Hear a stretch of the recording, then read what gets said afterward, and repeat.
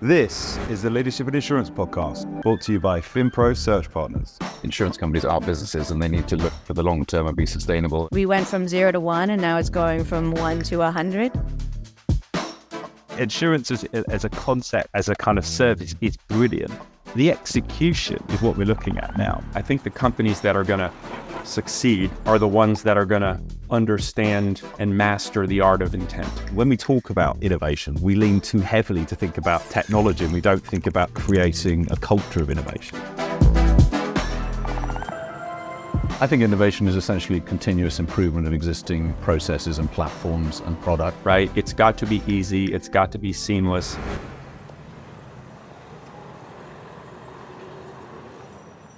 Good morning and welcome to the Leadership in Insurance podcast. I'm your host, Alex Bonds, and I'm very lucky today to be joined by Devin, who is co-founder and CEO of ARMD.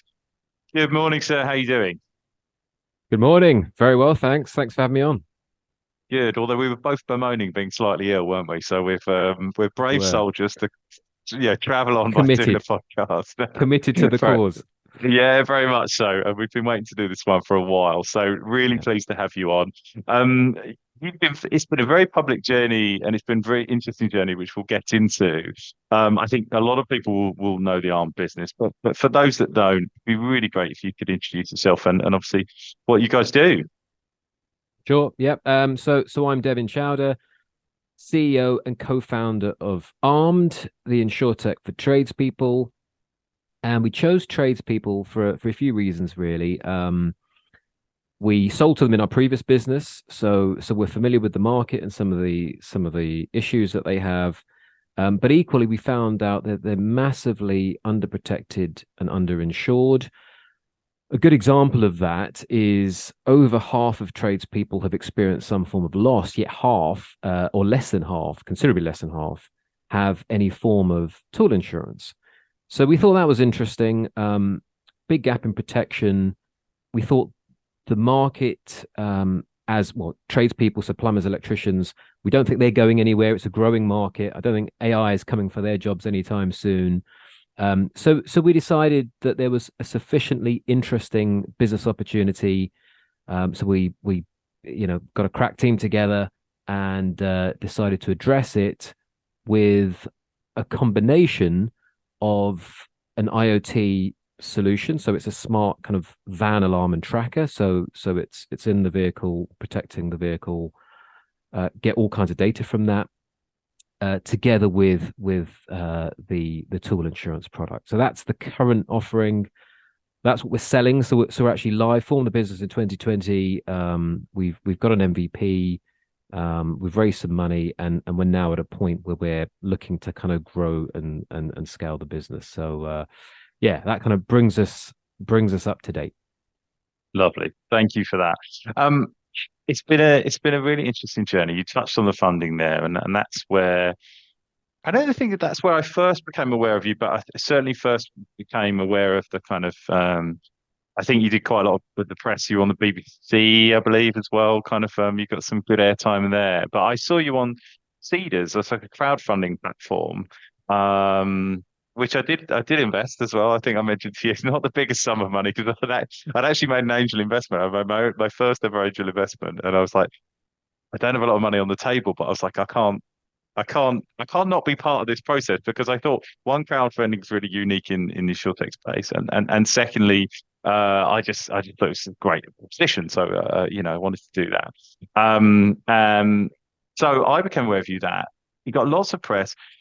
Has it been successful? Would you do it again? What are the key learnings? I really want to unpick this because I think this is sort of so much there. So let's start with like why that route, and maybe even explain how that process works really for people that don't know. Yeah, sure. So I would say it was successful, and we did actually do it again. So yeah, that's hopefully a testament to the fact that it was successful. So we've done 2 rounds now via Seeders. Thank you very much for your contribution. All counts. It's very small, by the way. No, all helps. So yes, it was a decision we made. We weren't entirely so we hadn't seen very many insurtechs go down the crowdfunding route. Typically, we heard it was best for, there, as you probably know, Brewdog, and there are other kind of companies, craft foods and beers seem to do really well on crowdfunding sites. So it wasn't, our proposition, I suppose, wasn't typical.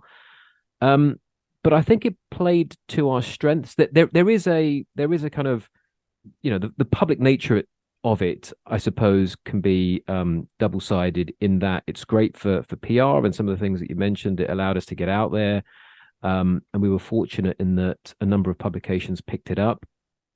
The other side of that, obviously, because it's very public, if it doesn't go particularly well, it's, there's no hiding from that. It's out there. It's in the public domain. So there was a bit of a risk, but we thought, what we're building and what we're trying to do is interesting. It's important. We think it resonates certainly with our target market, but also the wider investment community. The insurtech is kind of obviously a space. Well, I suppose it's had mixed reviews, but yeah, we thought, if it's a good business, we can raise some money. So yeah, and the other bit I would say was the fact that it's time limited. So you have to kind of, you've got a date that you're going to launch, and the campaign will close typically in no more than 4 weeks. So, if you don't raise, then you don't get any money. If you don't hit your target. So we thought that was quite an attractive, because, we've raised money in the past in previous businesses. Quite often those fundraisers can take longer, and, it can take, well, typically people will say it takes anything between 3 and 6 months to get a fundraise done. And we did both of ours in less time, and actually we ended up closing both of our campaigns slightly early, having reached the target sooner than we expected. So for us, I would say, it's not for every business. I think the fact that there is whilst we sell to businesses, tradespeople are very much like consumers, so there is a kind of consumer element to that. So I think that's a useful thing to have when choosing the crowdfunding option to fund, and it allows you just to showcase your business. You have to do things like create a video, which I suppose you probably wouldn't need to do otherwise. But it, we thought it was an interesting route for us. It allowed us to, and actually another thing you've got to do is succinctly kind of summarize the business, because you have to get, what is your business in under X many words, and you've got to create a video that is less than 4 minutes long. And all of those things, I think it's good practice to do when launching a business, because you've got to be able to communicate it to investors, to consumers, to the to the end purchaser. So yeah, for us it was good.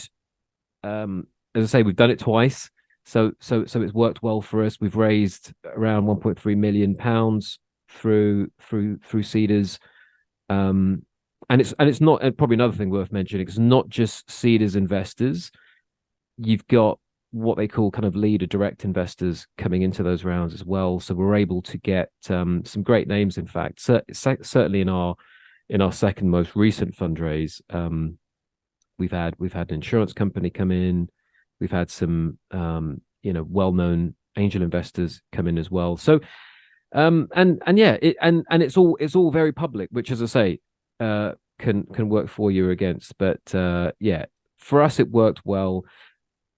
Probably one thing that I hear, or a negative aspect of crowdfunding that I hear quite often, is, well, you don't want a very messy cap table. Hundreds of investors, and the good thing we went with Seeders, it effectively acts as the nominee, so you've got one line on your cap table. So all of the as you'll probably know, all of the individual investors that put money through the Seeders campaign come in under that one line, so you're not having to manage lots and lots of people, which is I think it was previously the case, but is no longer the case. So yeah, a bit of a common misconception. So all in all, good experience. I'm not sure we'd do it again, purely just given where we are as a business. But yeah, it was actually quite fun, and doing the video and yeah, it was a fun process, and as I say, it was done within a particular time scale. So yeah, relatively quick.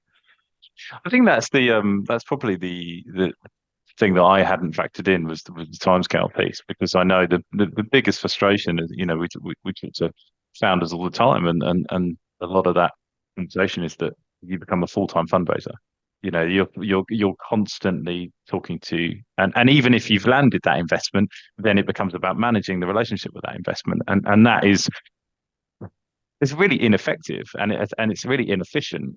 So having a process which is cut and dried, 4 weeks, it has to raise or not. Pitch that against the risk of not raising and being public. Then I wonder how much of a risk that is. It probably feels bad if you from a kind of emotional aspect and tying yourself emotionally.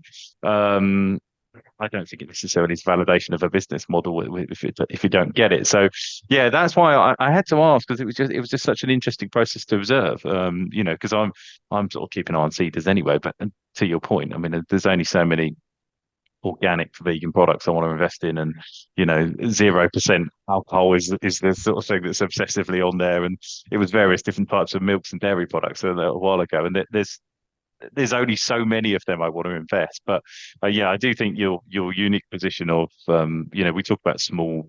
There's a lot of kind of small business products that we've discussed on here, but I think something like tradespeople, it's almost like a direct to consumer product in rather than a B2B product.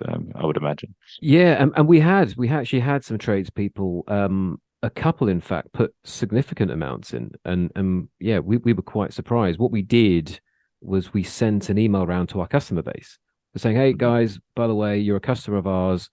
You may not have seen it, but we've just launched a campaign on Cedars. If you want to become a shareholder in the business, click on this link." And a surprisingly large amount of tradespeople invested in the campaign, and for us that's great. And I think that's another real benefit of a crowdfunding campaign. You can get some really engaged shareholders that will just go out there and talk about your business, and obviously it's in their interest to do so. They're a shareholder, they want you to do well. So yeah, I think for a number of reasons it was a great option for us. Obviously not for everyone, but for us it worked out well. And yeah, I think we've got an army of tradespeople out there that are out there kind of ambassadors for ARMD. So we were pleased with the result. Yeah, that's a great side of it. I just to sort of reverse a bit as well about the sort of the business origin, because IoT into insurance. How long into the evolution of business was insurance seen as a kind of key part of the offering, or a key revenue stream? Was it always that way, or were you trying to sell IoT products and then the insurance was a kind of side effect? How did that come about? Yeah, interestingly, yeah, insurance didn't form part of that initial product or the planned product proposition. Mm-hmm. It was initially a smart van alarm. So we had a previous business. It was an IoT security company, mm-hmm. alarms, cameras, that kind of thing, all controlled, cloud-based, controlled through the app. And so we thought, and it actually came from a trade show that we were at. We had lots of tradespeople asking us whether they could use our cameras inside their vans. And that's when we were first kind of made aware of this issue of tool theft and how devastating it really is for tradespeople when they have their tools stolen. They can't work. That affects their income, letting customers down, etc. So we thought, actually, given our backgrounds, so we sold the previous business, and we thought, we were looking at what to do next. Given our backgrounds, we thought, actually, we could come up with a solution that trades can put into their vans and effectively get alerted instantly in the event something happens. But it was when we, I guess, dug a bit deeper that we then realized that the main issue, I mean, so we can obviously try and help and prevent the loss from taking place in the first instance, but if it were to happen, what then? That's when we thought, actually, this is about getting these guys back up and running as quickly as possible. And we thought through technology, and obviously insurance formed a big part of that.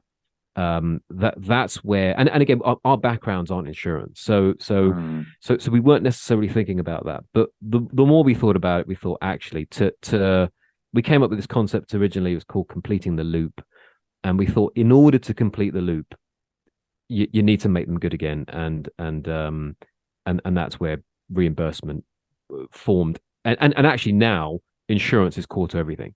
So yeah, it's kind of funny, that journey of how it didn't form, or it didn't feature at all, and now it's absolutely central to the ARMD proposition. Yeah, it's fascinating as well, because I think it fits really neatly into this evolution of insurance that we're seeing. We're seeing it in cyber, we're seeing it in health. We're starting to see it in management liability now, which is giving businesses tools to reduce their risk and have some sort of preventative measures, but then at the point of, if there is a claim, being really efficient in that. And what I'm talking about is that, cyber prevention products, and then selling insurance products alongside. Health insurance done it for a long time. It's like trying to encourage you to go to the gym. And then you've got management liability businesses. Counterparts are a really good example, where they have kind of tools for small businesses to reduce their D&O exposure, but they also sell D&O insurance. And this is a kind of really like raw version of that, in terms of like, right, we sell security measures and try and prevent you from getting your tools stolen. But if they do, then we have to, I like that, the sort of completing the loop process. Because lots of my friends are tradespeople, and unfortunately, I've known them to have their entire van stolen overnight, or the contents of their van, and then that means the next 2 weeks of work are pretty much out. And then if they can't work, they can't get enough money to go and replace said tools as well. So it's a really vicious cycle. We can't talk about introducing insurance to your business without talking about the Lloyd's Lab, because obviously you went through the lab. I can't remember, what cohort were you? Were you 9? Nine? So Nine. it was this time last year. Right. Yeah. Perfect. Where were you at the stage when you entered the lab?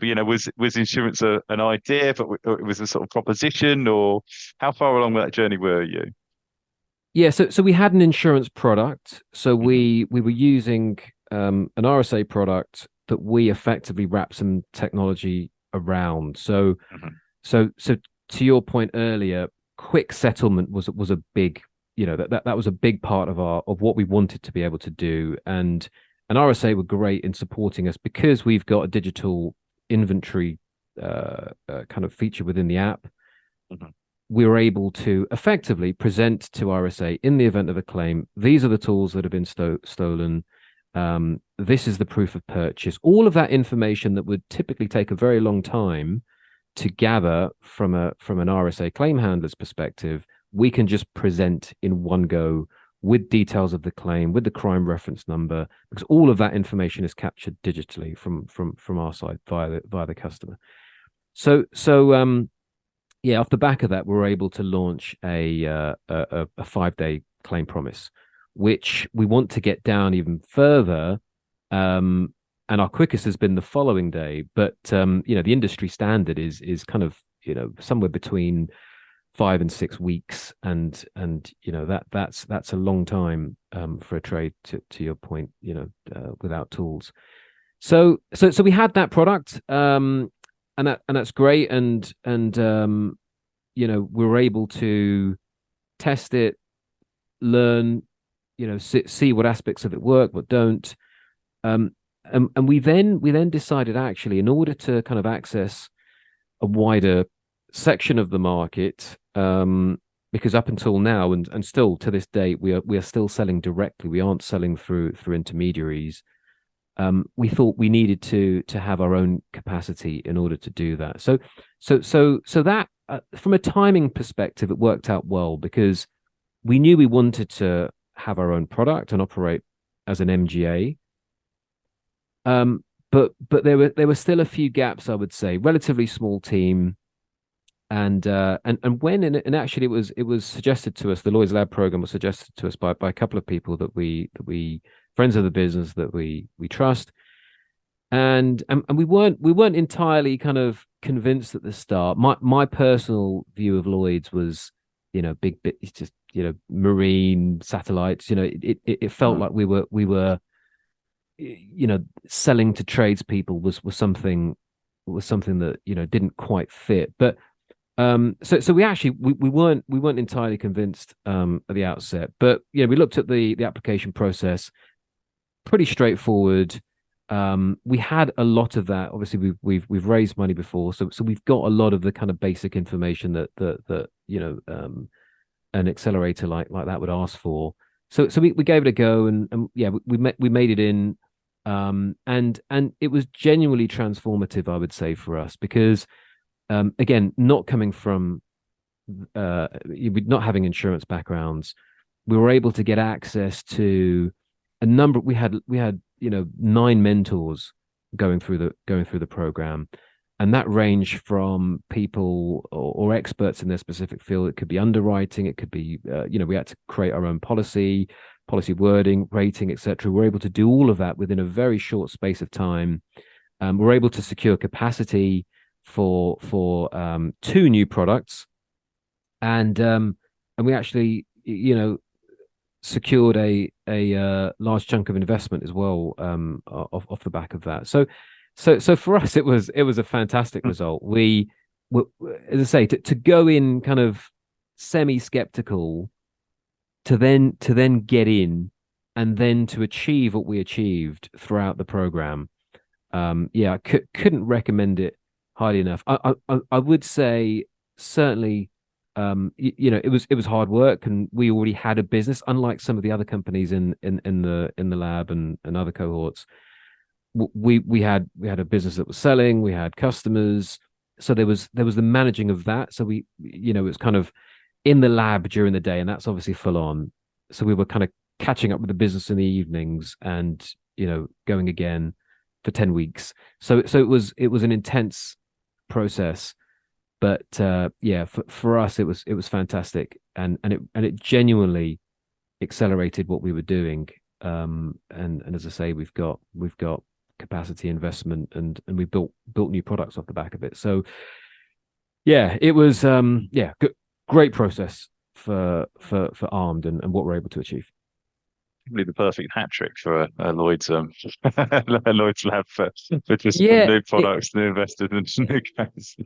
Correct. And so we went into the original pitch day, because part of it, we were told, is, look, just get up there and say what you want to do. What do you want to actually achieve by the end of it? And we gave that some thought. We had a pretty clear sense of what that was, and it was it was that. We didn't mention the investment bit, but it was the building of the products, and getting and securing capacity. And it was a great feeling to then get up at the end of the 10-week program at demo day and saying, hey, this is what I said here 10 weeks ago, and we've actually got it. And as I say, we wouldn't have been able to do it without going through that process. So it was a great result for us. The Lloyd's lad team quite well. They'll be clipping this video as an advert. As they should. It's great work that they do down there. So they do.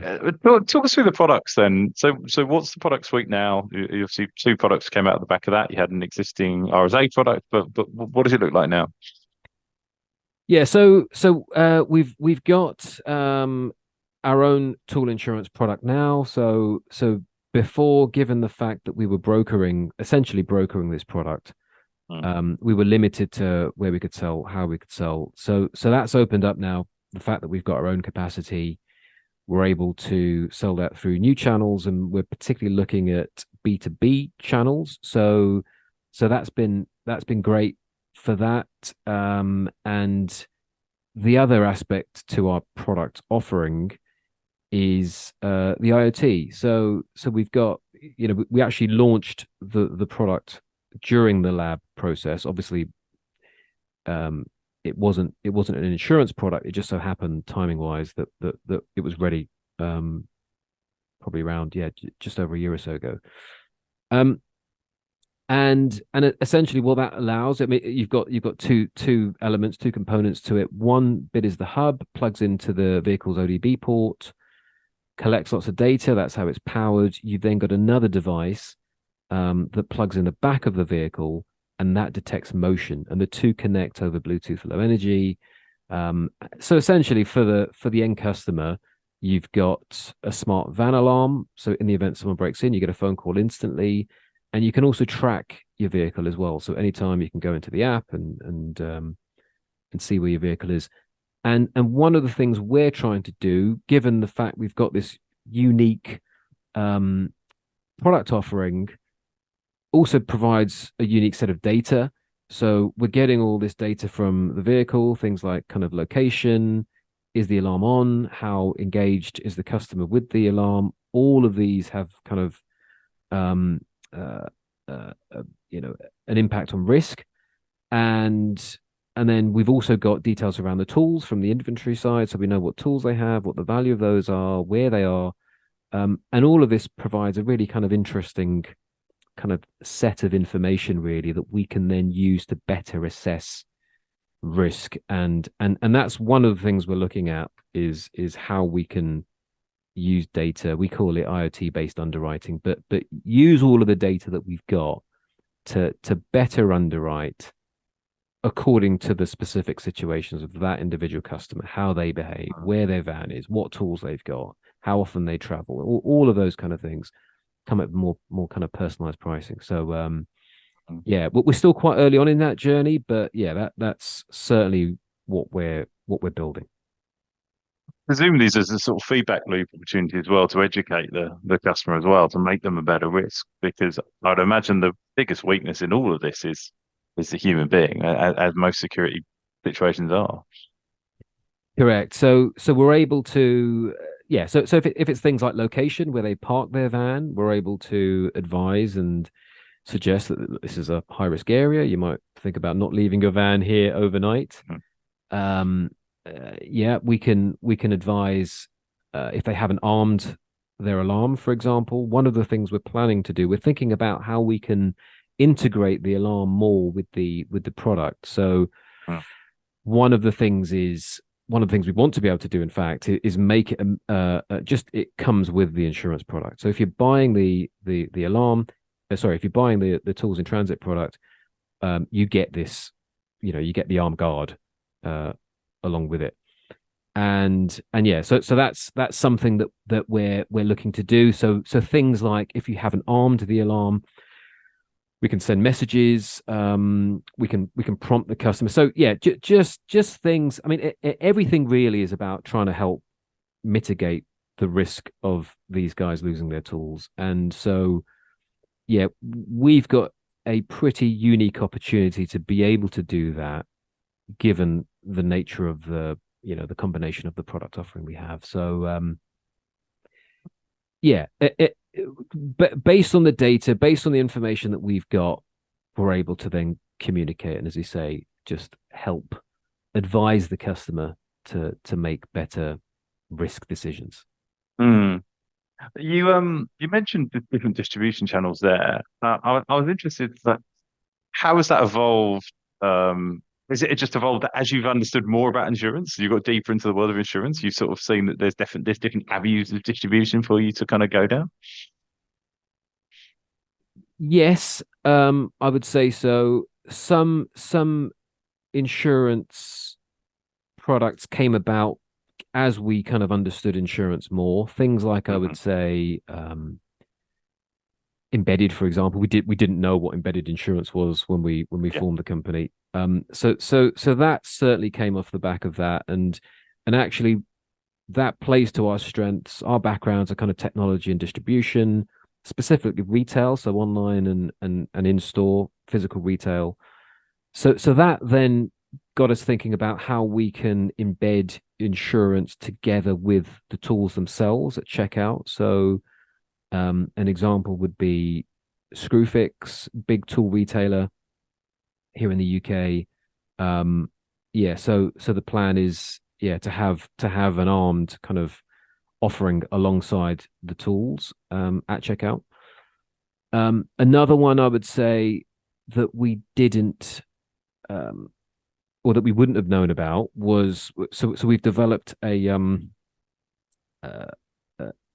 kind of parametric tool hire voucher offering. So how that works is in the event you've got our armed guard and you experience a loss, we will then issue instantly a £350 tool hire voucher, and we're able to do that through the, I guess, the use of our technology. And the great thing is, because it's technically, it's a clip, it's an agreement we've got, MIC Global, again, something that came out of the lab, we've got capacity for.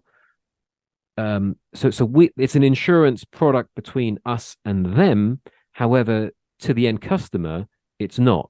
So therefore it's not a regulated product, and therefore we can sell it through any channel we want. So we can actually so we've kind of embedded this tool hire voucher into our hardware product. So effectively, I mean, I've got a few of these things here, but so you've almost got like it's not insurance, but it's like insurance within the box. And so it's kind of like a feature really of the product. So as I say, in the event of a loss, you've got a voucher, and that will help you to kind of keep working. So that's another product, I suppose, that we wouldn't have, we didn't know what a clip was. Again, and surprisingly few people in the insurance industry do know what a clip is. Yeah, so I would say those are two things that we wouldn't have known about. And yeah, the other aspects, I mean, distribution is a key part of what we're doing. We believe we can try and distribute this product slightly differently. A good example is actually starting with tool. Most providers, tool is an add-on to PL or commercial vehicle. We've approached it slightly differently. We think it's an area that trades are, it's a very sensitive topic for tradespeople, and we believe if we can nail this, one area, then that, and we can earn the trust of trades, because it's notoriously difficult to earn their trust. They have, like a lot of people, but I'd probably say more so, a deep level of mistrust of insurers, and we seem to be winning that kind of that challenge. So if we can continue to do that, and we've got customers that love the product and trust in us and the brand and what we do, then we believe we can then build out that insurance offering, and that's clearly one of the things we're trying to do. But we're trying to approach it, the distribution side of it, differently by kind of almost leading with tool and also actually. The fact that we've got both of these things. I mean, you mentioned health insurance and smartwatches. There is a similarity, I suppose, in what we do with the alarm, because for a lot of people, insurance is a grudge purchase, but an alarm or a smartwatch or something like that provides some real value. It's not insurance, it's tangible. Is actually a great way we found to lead the sale. So it's not necessarily, would you like to buy insurance? It's, hey, would you like to better protect your van? Would you like a phone call in the event someone were to break in instantly? And would you like insurance in the event your tools were stolen? And we're finding that approach is working, certainly with our target customer. So it's a long answer, but in terms of distribution, that's how I think we're trying to approach it differently. I think it's that thing of meeting the customer where they are, right? And you're offering it. It's the ultimate embedded solution. Is where you're offering it at the point at which someone is. If you start talking about insurance, everyone shuts their ears. They don't want to engage with it, and I think particularly mistrust. And I would imagine a lot of the insurance expense for tradespeople is actually about insurance, which is protecting them against claims from the public, for example. So a lot of their spend is not almost not for them, and I think that's always kind of a difficult sell to make for someone. Whereas when you're talking about, I want some security for my van because I'm concerned about my and then it's an additional product that just makes sense as part of that conversation. And I know it's an oversimplification, but I think a lot of embedded solutions that we talked about embedded so much on this podcast probably a year ago that I almost said to the team, I said, we've got to kind of stop talking about embedded unless someone comes on with something genuinely different, because I think there's almost an infinite amount of things that you can offer in an embedded way. But to talk about some tech that we're using internally, someone was trying to sell me some tech the other day, which is part of an interview process. It's a very good, clever bit of kit. But it meant I had to change the way that we operate as a team. And I didn't want to do that. So I was like, well, it's flawed. And I know it's a kind of a sort of stretch comparison, but I think it's the same thing, is that it's all about kind of offering at the point at which someone's thinking about it anyway. And particularly if you can sell it in a way that isn't saying this is insurance, this is would you want a £350 voucher if your tools were stolen? Yes. Like that's a much easier conversation than would you want some insurance? So yeah, I think the messaging and the distribution is super, super, super clever. One last question before you go. My understanding is I think it's from last conversation we had. New capacity you got it allowed you to build a sort of wholesale product as well. And I just want to get into that. And what's the thinking there? And just to understand that piece as well. Yeah, so as I mentioned, up until now, we've been selling directly to tradespeople. However, we don't want to ignore some of the larger, already well-established channels that exist. A lot of our product is sold through brokers. So we've identified a number actually of wholesale platforms that sell tools in transit products. And we wanted to be able to sell through them. We want to make our product available to those brokers via these platforms. And for us, what it does is it means, whilst there is some work in the integration, it means we're able to access a much wider customer base than we are currently. I think what we're doing currently is great. We're learning. We're testing price points. We're paying our first few claims, and that's all great. But yeah, I think when it comes to scaling the business and generating those kind of step changes in volume, we're really excited by this opportunity, so the wholesale opportunity. So yeah, so that's something that we're doing, and we've been able to actually we would argue that our product is better than what else is out there in the market, and fortunately the people that run these platforms agreed, and yeah, we're going to effectively be replacing those products. So for us it's fantastic, because we already know that they're selling a decent volume of these products through these platforms. So it's essentially a way for us to be pretty certain about that in terms of a new income stream for us. So there's for us it was a no-brainer really for us to kind of look at those opportunities, because the other thing I think is quite interesting, as I mentioned, so we are selling tool insurance as a standalone product, which is typically not the way it's sold. These wholesale platforms, they typically tend to sell our product alongside commercial vehicle or public liability. The first one is in fact commercial vehicle. So it's more of an add-on, and I think that's where and I think that's why the volumes are so high through this channel is because of that very reason. So yeah, exciting opportunity for us, and something we're hoping to actually launch this quarter. So yeah, that's one of the things we've got heads down working on at the moment. Awesome. Also, last question then. Following on from that, that's coming up. Is there anything else coming up for ARMD? I mean, you've got plenty of things on your plate. So we've mentioned about 3 or 4 moving parts, but don't want to miss anything out, because I know you like to have many strings and many spinning plates, as we say. Yeah, there are a number of things that we're working on. I mean, we're ultimately working to become the kind of go-to provider for tradespeople. So yeah, the wholesale opportunity is a key part of that. So reaching more trades, distribution again is key to that.